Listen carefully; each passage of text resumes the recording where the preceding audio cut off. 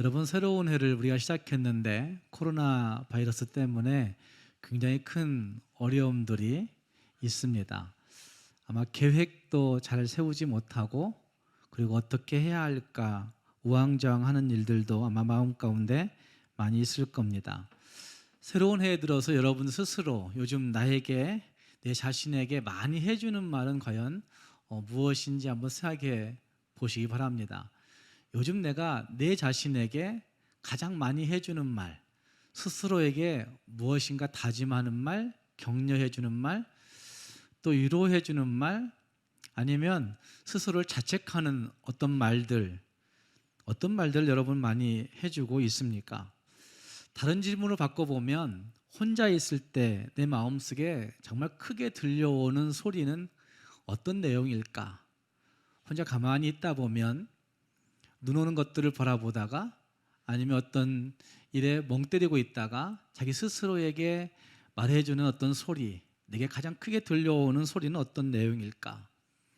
정말 행복하구나, 정말 기쁨이 있구나, 정말 만족하다, 정말 감사하다, 정말 행복하다, 이런 소리가 들려오고, 그 말을 자기 자신에게 해줄 수만 있다고 한다면 그래도 꽤 괜찮은 삶을 살고 있다고 말해도 틀림이 없을 겁니다.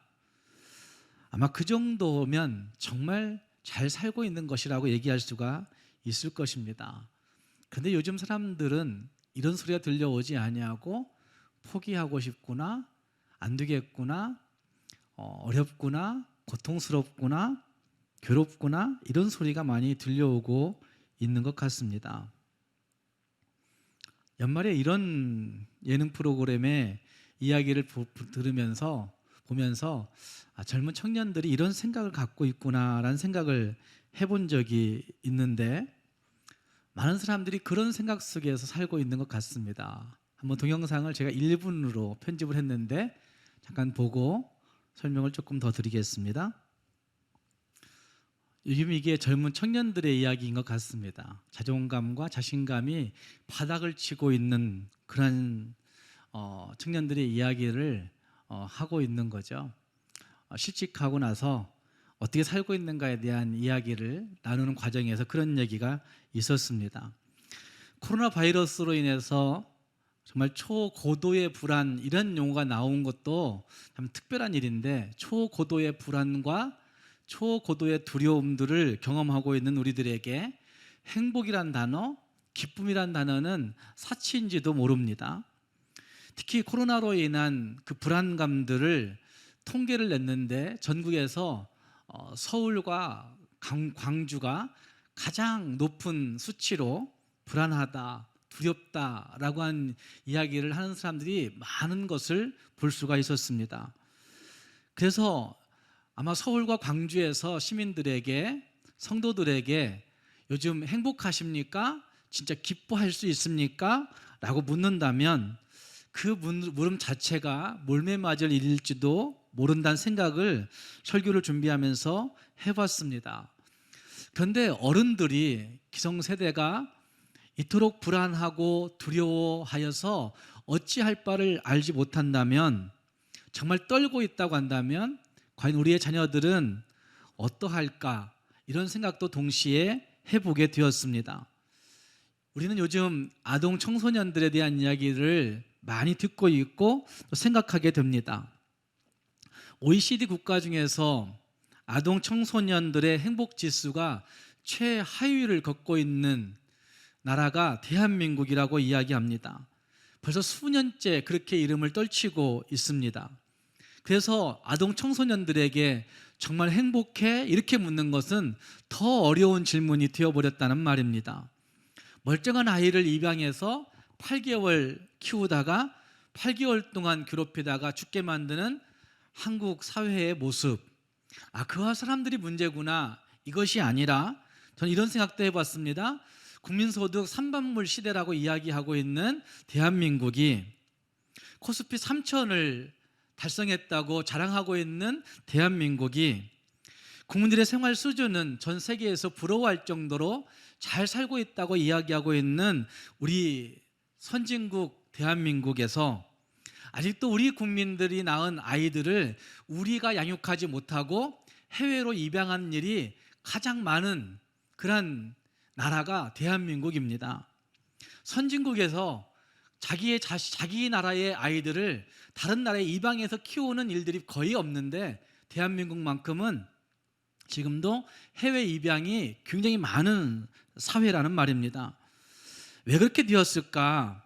이거는 개인의 인권을 강조하고 있긴 하지만 결국 이상한 개인주의가 한국 사회에 굉장히 깊게 드리워져서 개인의 삶의 질, 이걸 강조하는 것 같지만 결국은 공동체가 살 수 있는 나라가 되지 못하고 있는 모습도 있다는 말입니다.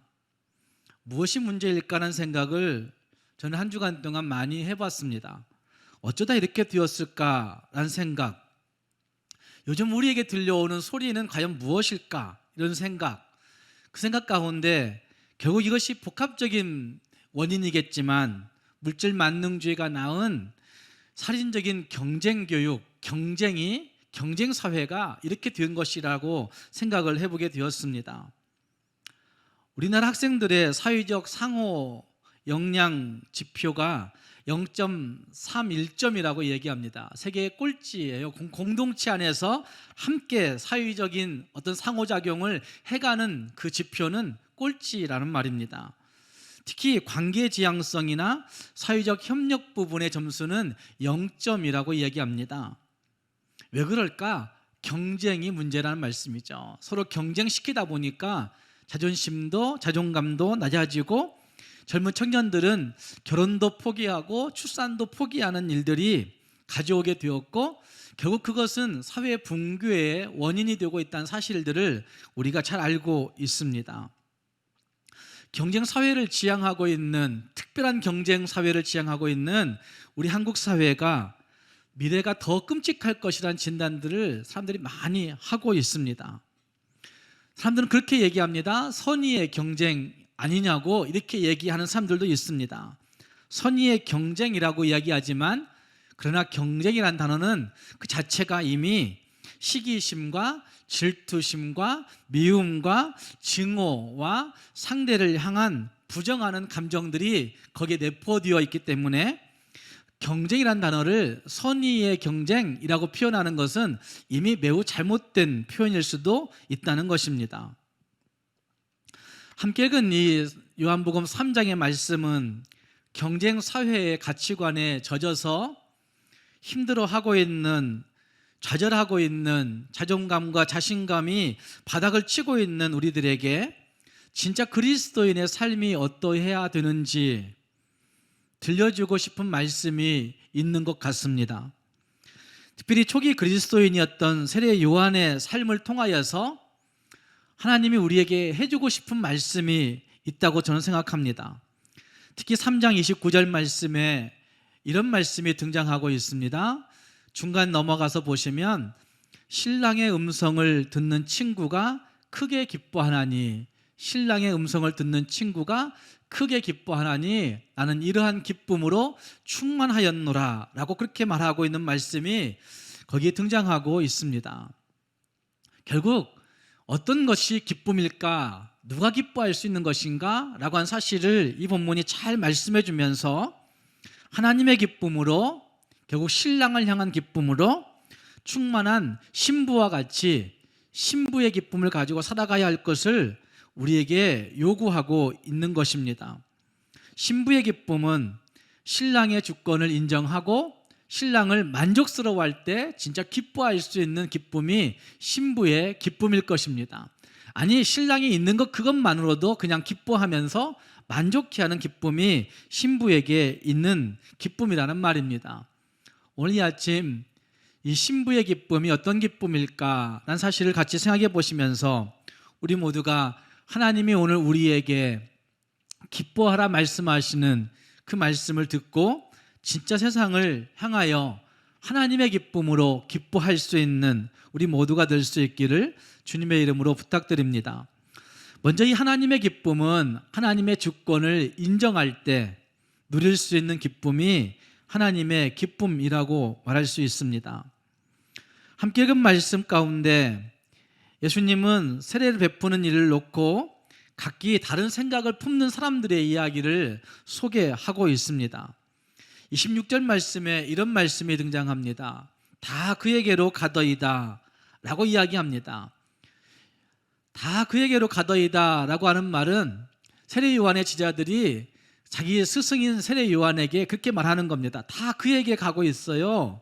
선생님, 왜 다 뺏기고 있어요? 왜 우리에게 안 되는 거예요? 이런 말을 하고 있는 거죠. 불평의 소리이고 원망의 소리이고 경쟁의 소리이고 시기의 소리라고 얘기할 수가 있습니다.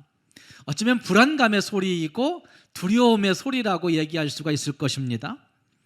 이렇게 생각하는 세례 요한의 제자들의 생각도 무리수는 아닐 겁니다. 왜냐하면 예수님도 세례 요한에게 나와 세례를 받았고 예수님의 인기보다는 세례 요한의 인기가 더 높았던 것들을 그들 모두가 알고 있었기 때문입니다. 세례 요한은 예수님을 세상 죄를 지고 가는 하나님의 어린 양이라고 말했습니다. 저분이 메시아이시고 저분이 그리스도라고 말하면서 자기의 추종자들에게 예수를 따라가라고 말했습니다. 예수님을 따라가라고 그렇게 권면했습니다. 많은 사람들이 따라갔지만 아직도 세례 요한을 따르는 자들이 남아 있었던 것 같습니다. 그리고 남아있는 세례 요한의 제자들은 자기 선생에게 세례받은 그 예수가 요단강에 세례를 주니 더 많은 사람들이 그에게 따라가는 것을 보면서 그에게 몰려가는 것을 보면서 세민하고 질투나고 경쟁하고 있는 것입니다. 아니, 분노하고 부인하고 그리고 어떻게든지 그쪽의 일들을 축소시키고 싶은 마음이 그 세례 요한의 제자들에게 들었다고 할 수가 있습니다. 지금 세례 요한의 제자들은 누구와 경쟁하고 있는 겁니까? 누구와 경쟁 의식을 가지고 서 있는 겁니까? 예수님과 경쟁하고 있는 거죠. 육신을 입고 오신 하나님과 경쟁하고 경쟁 의식을 갖고 있는 것이 세례 요한의 제자들의 경쟁 의식이라고 할 수가 있습니다. 그때 세례 요한은 27절 말씀에서 하늘에서 주신 바 아니면 사람이 아무것도 받을 수 없느니라 라고 말씀하면서 하나님으로부터 임하는 삶의 정체성을 분명히 인정하고 있는 걸 볼 수 있습니다. 그리고 더 나아가서 증거자의 삶을 사는 것이 여기까지 이렇게 선포하고 사는 것이 기쁨이야, 그 자체가 기쁨이야, 이렇게 말하고 있는 그 말씀이 29절에 등장하고 있는 거죠. 아니, 나는 신랑을 그냥 기뻐하는 것으로 만족해.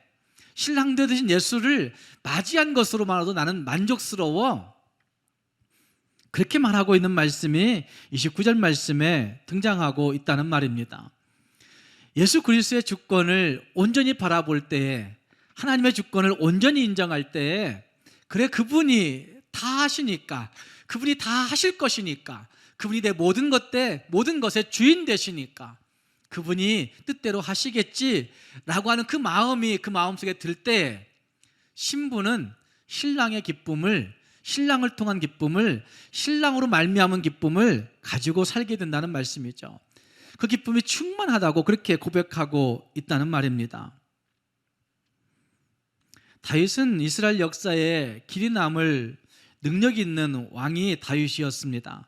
전쟁을 잘하는 왕이었고 특별한 지혜가 있는 왕이었고 겸손한 왕이었고 그리고 실제로 기술도 뛰어난 능력 있는 왕이었습니다.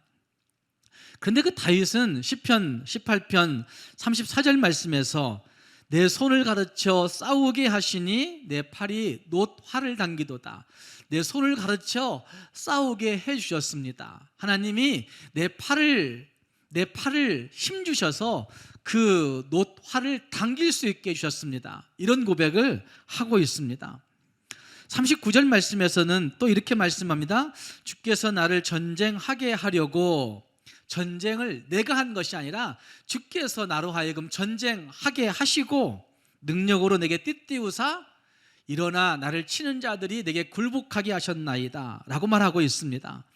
내가 싸우는 것이 아니라 주께서 나로 하여금 싸우게 하시고 내가 승리한 것이 아니라 하나님이 나로 하여금 승리하게 하셨다라고 그렇게 인정하고 있는 모습이 있습니다. 뿐만 아니라 시편 30편 말씀에서는 우리가 잘 알고 있는 것처럼 주께서 나의 슬픔이 변하여 내게 춤이 되게 하시며 나의 베옷을 벗기고 기쁨으로 띠띠우셨나이다 라고 하는 고백을 그가 스스로 하고 있습니다. 하나님이 나로 기쁨으로 띠띠워 주셨습니다. 하나님이 나로 춤추게 하셨습니다 라고 하는 고백을 하고 있다는 말입니다.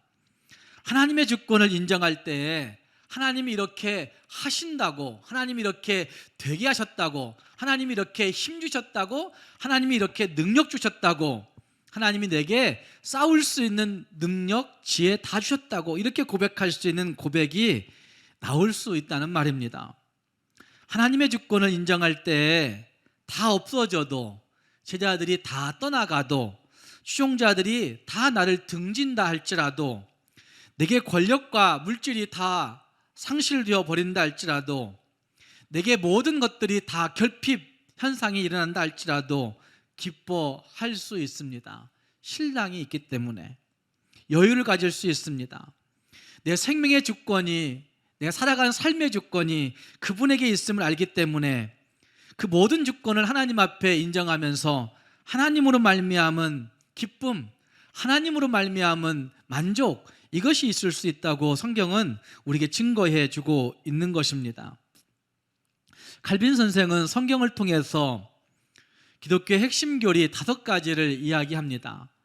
전적인 타락, 그리고 무조건적인 선택, 제한적인 선택, 불가항력적인 은혜. 우리가 어떻게 해볼 수 없는 은혜가 임할 때가 있는 거예요. 그래서 그걸 불가항력적인 은혜라고 표현하고 있고, 저는 5번째가 더 좋은데 성도의 견인이라고 하는 표현을 하고 있는 이 5가지를 기독교의 핵심 교리라고 이야기합니다.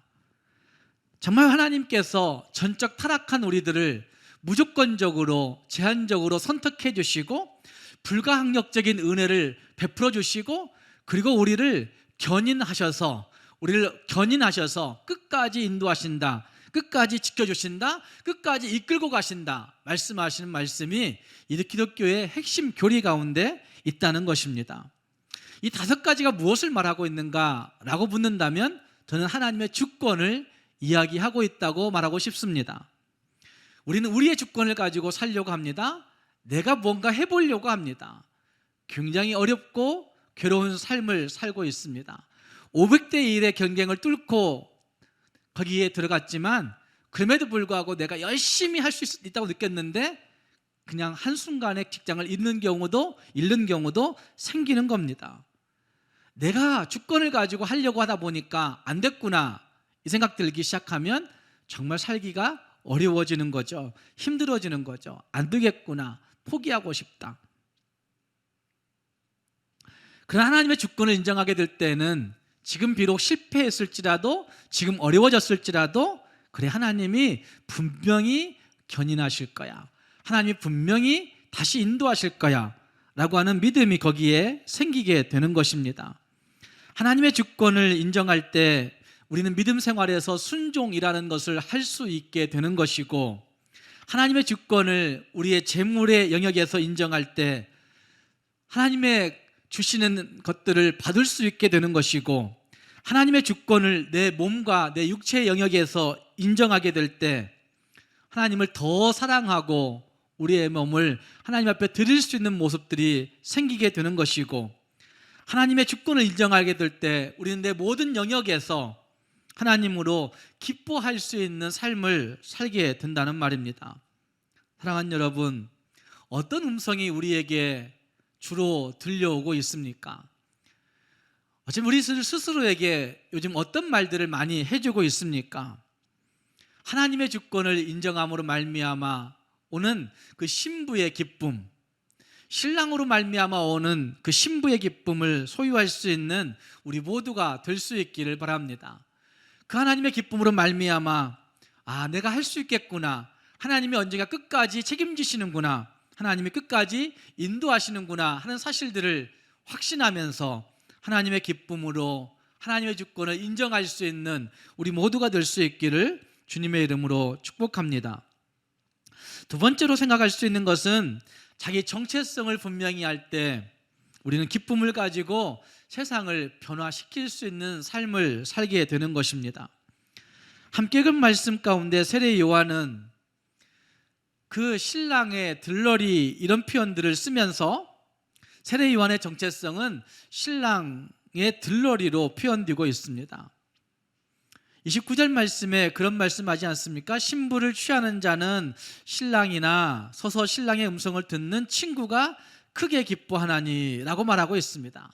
들러리로 나와 있는 자기 자신의 모습을 이야기하고 있습니다. 내가 신랑이 아니다 라고 그렇게 이야기하고 있는 거죠. 그래서 그분이 흥하게 되는 일에 철저하게 돕는 위치, 철저하게 자기는 그분을 위한 섬김의 위치에 있다는 사실을 말하고 있는 말씀이 30절 말씀에 등장하고 있습니다. 결혼식에 신랑의 들러리든지 신부의 들러리든지 들러리는 신랑과 신부를 위해서 있는 것 아닙니까? 그 자체가 신랑일 수 없고 그 자체가 신부일 수 없다는 말입니다. 신랑의 들러리가 너무 잘생기고 너무 멋있어서, 아니 신랑보다도 더 가꾸고 나와서 신부를 가로챈다고 한다면 그건 그 위치가 잘못되어 버린 것이죠. 신부의 들러리가 너무 아름답고 너무 아름답게 꾸미고 나와서 어쩌면 신랑의 마음을 빼앗을 정도가 되어버린다고 한다면 그건 잘못된 일이라 할 수가 있을 것입니다. 신랑이 기뻐할 수만 있다고 한다면 그 기쁨으로 만족할 수 있는 그러한 들러리의 태도들, 신부가 기뻐할 수만 있다고 한다면 나는 다 무시되어져도 기뻐할 수 있는 그 들러리의 태도, 이것이 본문이 말하고 있는 의미라고 말할 수가 있습니다. 세례 요한은 나는 절대로 신랑이 아닌데 너희들은 왜 아직도 나를 따르느냐라고 그렇게 이야기하고 있는 것 아닙니까? 나는 신랑이 아니고 들러리인데 너희는 왜 아직도 나를 신랑처럼 여기고 있느냐, 이렇게 이야기하고 있다는 말입니다. 겸손해서 하는 말이 아닙니다. 결코 꾸민 연기가 아닙니다. 하나님 앞에서 자기 자신의 정체성을 잘 알고 있는 그 믿음에서, 잘 알고 있는 그 지식에서 진짜로 기뻐하면서 말하고 있는 태도가 이 지금 세례 요한의 말이라 할 수 있습니다. 세례 요한도 우리와 똑같은 성정을 가지고 있는 사람입니다. 똑같은 마음, 똑같은 인간의 욕심, 똑같은 감정, 똑같은 자존심, 똑같은 인격, 똑같은 어떤 시기심, 이런 것들을 다 가지고 있는 것이 세례 요한의 모습이라는 말입니다. 어쩌면 우리보다도 조금 더 강한 의지와 강한 성품의 소유자가 세례 요한이라고 저는 생각합니다. 어쩌면 자기 욕망이 훨씬 더 우리보다 강한 사람이라고 저는 그렇게 느낍니다. 왜냐하면 그것이 없었다고 한다면 그가 광야에서 메뚜기와 석청만 먹고 살 수는 없었을 것입니다. 그런 강함이 그에게 있었기 때문에 그는 광야에서 메뚜기와 석청을 먹으면서, 석청만 먹으면서 수년을 보내면서 자기를 훈련시켰던 것들을 볼 수가 있습니다. 누구보다도 더 강한 자기 욕망과 의지가 있었을 것이란 말입니다. 그러나 그는 예수님 그분을 만나고 예수님 그분을 알고 예수님 그분에 대한 말씀을 듣고 예수님 그분에 대한 음성을 들은 다음에 그는 예수님 때문에 모든 무리들이, 제자들이 다 떠나가고 그 자기 추종하는 모든 사람들을 다 잃고서도 헛된 경쟁심이나 헛된 시기심이나 헛된 욕망 가운데 사로잡히기는커녕 진심으로 기뻐하고 있는 모습이 거기에 등장하고 있는 겁니다. 진리이신 예수 그리스도, 진리이신 하나님에 대한 절대 수용, 절대 신뢰, 절대 순종의 모습으로 자기 정체성을 하나님 앞에 드리고 있는 것입니다. 하나님 앞에 우리를 비춰보면 낮아질 수밖에 없습니다. 야고보서 4장 14절 말씀에 내일 일을 너희가 알지 못하는도다. 너희 생명이 무엇이뇨? 너희 생명이 무엇이냐? 너희는 잠깐 보이다가 없어지는 안개니라. 우리 생명이 과연 무엇입니까? 우리가 그토록 소중히 여기고 있는 생명이 과연 무엇입니까? 잠깐 보이다가 없어지는 안개인데도 불구하고 우리는 그것 때문에 자존심 내세우고 헛된 경쟁심과 헛된 시기심을 가지고 살 때가 많이 있는 거죠.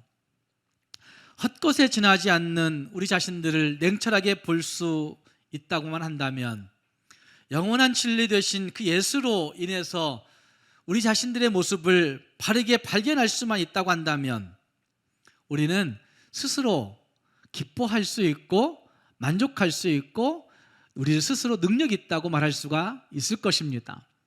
동영상에서 보여졌던 그 승무원이었던 그 젊은 청년이 자기 스스로 마인드 컨트롤 한다고 얘기하면서, 그래 너는 최고야, 너는 정말 할 수 있어, 넌 아직 젊으니까 넌 능력 있어, 이런 말들을 자기 스스로에게 해준다고 했는데, 예수 안에 있는 우리들이 예수님 때문에, 그리스도인이라면 예수님 때문에 너는 최고야, 예수님으로 말미암아 너는 할 수 있어, 예수님으로 너는 능력이 있어, 이렇게 말할 수 있는 모습들이 우리 자신들에게 있어야 한다는 말입니다.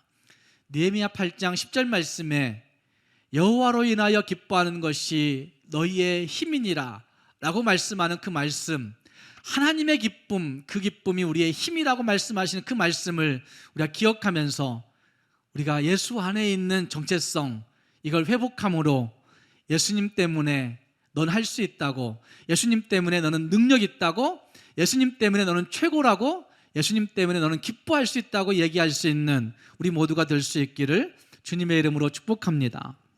또 한 가지, 이 기쁨을 가진 자들은 자기 책임을 다하며 세상을 변화시키는 능력 있는 자들이라고 말할 수가 있습니다. 세례 요한은 그 제자들에게 마지막 미션을 주고 있는 것을 볼 수 있습니다. 28절 말씀에 내가 말한 바 나는 그리스도가 아니요 그의 앞에 보내심을 받은 자라고 한 것을 증언할 자는 너희니라. 나는 그리스도가 아니고 나는 그의 앞에 보내심 받은 사명자라, 이렇게 얘기하고 있고, 이제 이것을 너희가 증언해야 된다고 그 제자들에게 세상을 향한 미션을 주고 있는 것을 볼 수가 있습니다.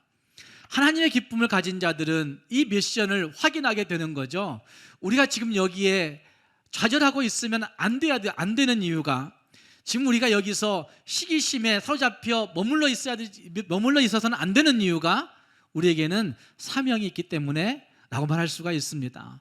예수를 증언할 사명, 예수를 알릴 사명, 예수의 기쁨을 나누어 줄 수 있는 사명, 이것이 우리에게 지금 주어져 있다는 말입니다. 성경 전체를 통해서 그 두 가지의 주제로 이야기하라면 성경은 하나님의 주권과 인간의 책임을 이야기하고 있는 것이 성경의 이야기입니다. 잘못 믿는 사람들은 이걸 뒤집어 생각합니다. 하나님의 책임, 인간의 주권. 우리가 주권적으로 다 행하고 나서 책임은 하나님이 주시라고, 하나님이 다 왜 그러시냐고, 하나님 도대체 왜 하나 주시는지 모르겠다고 이렇게 얘기합니다. 그게 아니고 하나님의 모든 것들을 주권적으로 일하시고 우리는 그 앞에서 우리의 책임을 다하는 삶을 살아내야 된다는 말입니다. 사랑하는 성도 여러분, 하나님의 기쁨이 우리에게 있는지 생각해 볼 수 있기를 바랍니다. 그리스도인들에게는 이 기쁨이 체질화되어야 된다고 저는 생각합니다. 실패하는 사람은 실패하는 습관을 가지고, 성공한 사람은 성공하는 습관을 가지고 있다고 얘기하는 스티븐 코비의 이야기처럼, 하나님의 사람들은, 예수의 사람들은 하나님의 기쁨을 가지고 하나님과 살아가야 된다는 말입니다. 이 한 주간도 내 안에 들려오는 소리들을 다시 한번 점검해 보면서 나에게 스스로 말해줄 수 있는 소리가 뭘까 고민해 보면서 하나님의 기쁨, 신랑으로 말미암은 신부의 기쁨, 이 기쁨을 소유하여서 하나님 그 기쁨으로 세상을 변화시켜 갈 수 있는, 그 기쁨으로 우리 책임을 다하여 살아갈 수 있는 우리 모두가 될 수 있기를 주님의 이름으로 축복합니다. 기도하겠습니다.